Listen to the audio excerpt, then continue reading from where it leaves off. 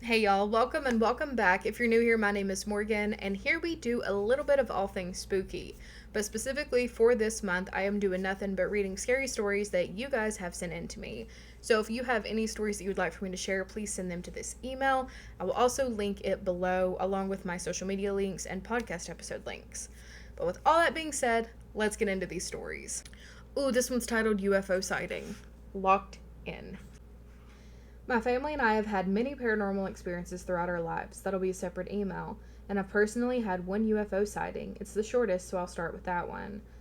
I do believe, without a doubt, that there is other intelligent life out there besides us.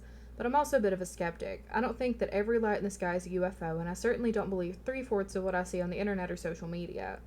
This experience, however, left zero doubt that what we were seeing was 100% a UFO, we being myself and my baby's dad. It's a really short story because it all happened so fast, but here we go. We live in rural southern Georgia, and it was the summer of 2019. A beautiful evening, warm and humid as usual. There was a very light, gentle breeze and not a cloud in the sky. It was maybe 9 or 10 p.m., and our little guy was sound asleep. We were on the front porch just talking and enjoying the evening. About the time I had noticed that the frogs and nighttime insects had gone quiet, my other half said, "Look! Look! Quick!" I jumped up from my chair and hurried to the edge of our covered porch to look at where he was pointing. I looked up and saw it. Not one, but two triangular crafts were slowly passing directly above our home, one right behind the other. They were so close that I could probably have hit them with a rock. They were much too large to be drones. I would guesstimate that each one had to be roughly 3 times the size of something like a Chevy Tahoe. They didn't have any lights and there was no sound, no sign of an engine at all. Just a very low, deep humming. I don't know any other way to describe it, as it was unlike any sound I'd ever heard. There was also no air or jet wash coming off of it. You know how there's wind from helicopter blades or jet engines? We were directly underneath them, and there was nothing coming off of these things. They were both black, not a shiny black, but more like matte. They passed over, one right behind the other, and then disappeared into the night just as quickly as they had appeared. Stunned, we just looked at each other, and both said, "Holy shit, did you see that?" Neither of us have seen anything like it since. I wish I had the presence of mind to take a video on my phone. An unlit black object against a black sky wouldn't have shown up, but I could have at least captured that humming sound. I love me a UFO story. That was as horrifying as I expected it to be. Something about UFOs, man. Okay, here's the thing I have with aliens. When I do believe in aliens, I make the joke that, like, the government admitted to them being real and now I don't anymore. It did make me a little rocky for a second, because I'm like, why would they tell us that? But I do believe in them, but I kind of agree with what they said. I don't think half of what we see online is real. I think, especially with AI being a thing now, a lot of it's fake. But I will say, I have had weird experiences that I can't explain. And while I do kind of write off a lot of mine because I live in Appalachia and I know that our own military does some training here because the mountains resemble a lot of mountains in the Middle East, there's some things that just can't be, that I cannot explain. My family's also had some weird things happen because I grew up on a farm with not a lot of light pollution, so if there's weird things in the sky, we were going to see them. But on topic, but also off, this made me think about those drones that were popping up a while ago. What happened with those drones? What was that about? They just stopped appearing and we stopped hearing about it. I saw some of the drones. What was the deal with that? I saw them in Knoxville. Anyways, next story before I go on a rant about UFOs. I would be so down to make a whole video about UFOs if you guys wanted that. It's one of my special interests. I currently live in Missouri, and most of the houses that I grew up in were haunted by one thing or another. I wouldn't tell them all, but just a few that really scared me. When we would visit my grandma, we would want to watch Casper Meets Wendy on VHS because that was a favorite movie. But for some reason, we could not watch it in that house. It would just be a blank TV. However, it would work in any other house. Same house, the basement always felt like something was watching me. See, up to a few years as an adult, I moved back into that house, just me and my 2 dogs. My dogs are my shadows, but they would never go into that basement with me. I did pick up my little dog and put her on the floor, and she immediately ran back up the stairs. I always had a feeling something had followed me. Another story. Now I'm 29, living in an apartment above a nursing home where I also work. One night, me and my boyfriend were laying in bed, and I had a dream, but it felt way too real. I saw a lady in white sitting crisscross applesauce on the top of my dresser staring at me. I couldn't move. I stayed there and watched her climb down and crawl over to my bed and whisper in my ear to get out. I had another dream that I was sitting in my living room watching my nephews One was 2 and the other was 3. Out of nowhere, the 2-year-old was being strangled by something I couldn't see. I was frozen to my couch and woke up in a panic. That's a lot. Yeah, it seems like either you're a magnet for paranormal things or you're just getting really unlucky in your living situations. Because it seems like things are like centered to the houses, I feel like. I don't know if anything's like following you necessarily. It all seems different. That's weird. I don't like that. Alright, next story. For some context, I grew up in a very superstitious and sensitive family. My mom comes from a long line of mediums, though mostly completely shut down and locked out of their abilities. My mom was the first one in a few generations that did not do this completely. We, and the several other mediums we talked to before without telling them this suspicion, think that this ability has passed to me, but for some reason I rarely get friendly spirits. Every person in my immediate family has had a couple of experiences, but me and my mom have had the most. I also dabble in the supernatural and am pagan and a practicing witch. My family had just moved to North Carolina, and according to my mom, she thought that my sensitivity was starting to grow past the normal young children seeing, as she calls it. I had an uneasy feeling, but my dog at the time was always quick to curl around me and watch any corner I was afraid of. To this day, I think he was the reason that I was not tormented as much by the horrific nightmares and spiritual contacts I had. Everything was about as normal as can be when one night I fell asleep much faster than I normally do. I remember my dog crying at my bedroom door, which was strange since every person in the house made sure my door stayed open for him. When I woke up, again, I was sitting on top of my sleeping body. It was like I could see very clearly through the walls of my house.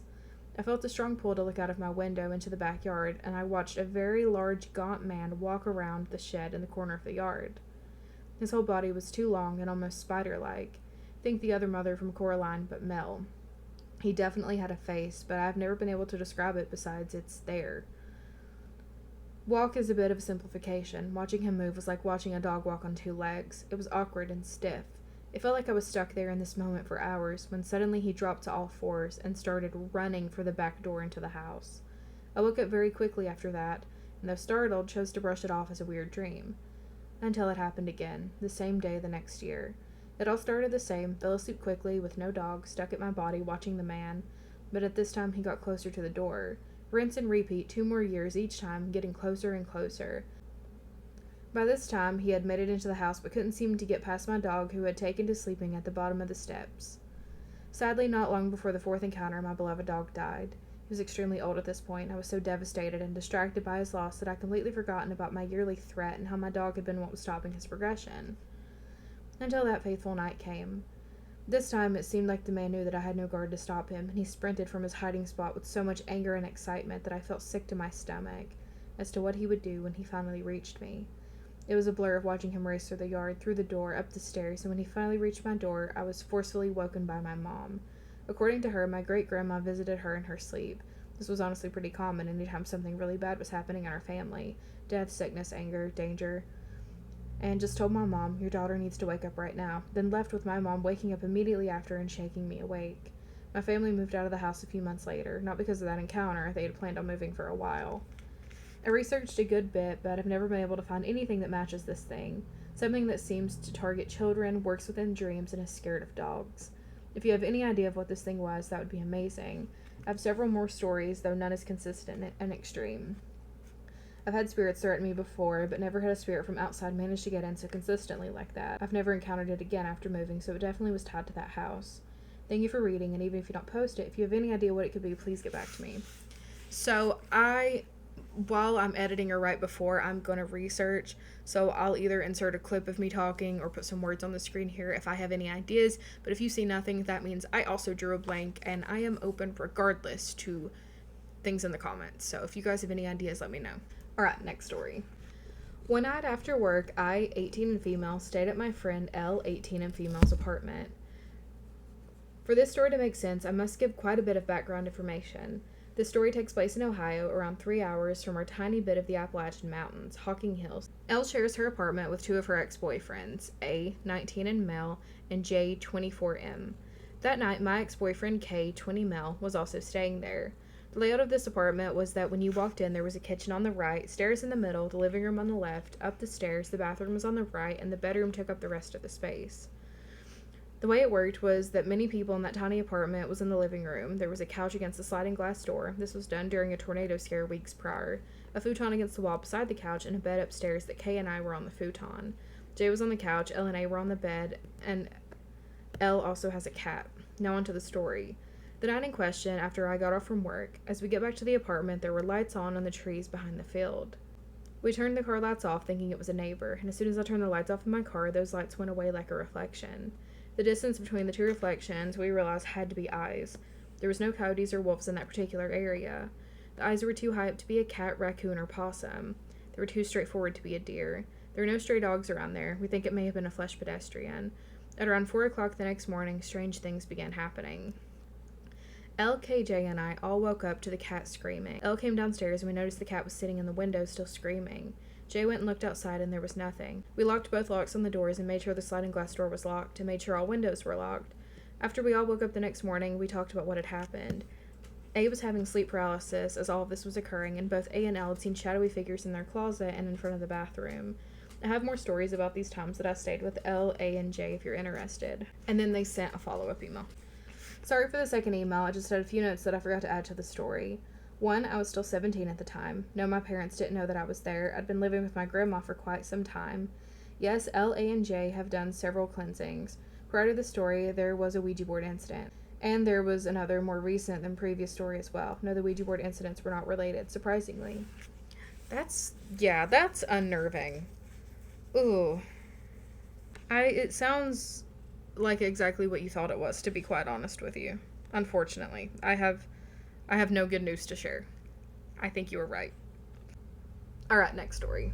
I'm Maisie from Australia, and I think at around Christmas time when I was 8, I was with my dad, and he tucked me into bed and left my bedroom, shutting my door behind me. The mount that I lived in felt very paranormal, and my family would report things happening to them all the time. My stepbrother once told me that he would go to sleep, then wake up to himself standing in the hallway looking into my other brother's room with an eerie feeling. I sort of shrugged it off as younger me didn't believe in ghosts. Back to my story, though. While resting in bed, I heard the door creak open and felt this very eerie feeling. I was so scared I hid under my blankets and turned around. I heard something crawling towards me like an animal. It then jumped on me and I could hear its breathing. This next part sounds so fake, but please trust me, it was very real. It started mimicking Santa's ho-ho-hos. I then flew my blanket off of me so hard it went flying to the other side of my room. I didn't see it a lot, but a small brown figure about chihuahua size on all fours ran out of my door. The next morning, I asked my stepbrothers if they pulled a prank on me that night, and their response was that they were asleep. To this day, I don't know what it was, and I know it wasn't a dream because I remember it so clearly. I have nothing to add to that. That is the wildest thing I have. Why that sound? Why would you pick that sound to mimic? I have questions for the entity. Anyways, that is all for today's stories. Thank you guys so much for hanging out with me, and I will see you tomorrow.